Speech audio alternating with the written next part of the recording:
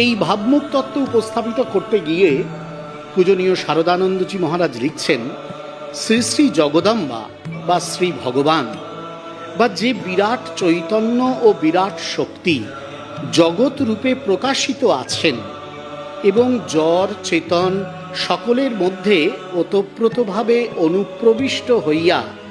আপাত বিভিন্ন নাম রূপে অবস্থান করিতেছেন, তিনি ঠাকুরকে আদেশ করিলেন ভাব মুখে থাক। সুতরাং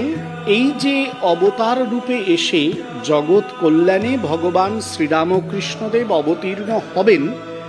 সেই অবতীর্ণ হওয়ার জন্যে যে কাজগুলো তিনি করবেন সেটা করার জন্যে তাকে এই একটা নির্দিষ্ট অবস্থায় থাকতে হবে,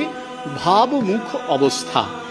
একটা দিব্য অবস্থা, এই অবস্থায় থাকতে হবে।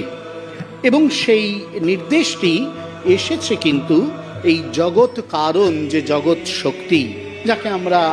শ্রী শ্রী জগদম্বা রূপে অভিহিত করতে পারি বা শ্রী ভগবান রূপে অভিহিত করতে পারি, তার কাছ থেকেই এসেছে।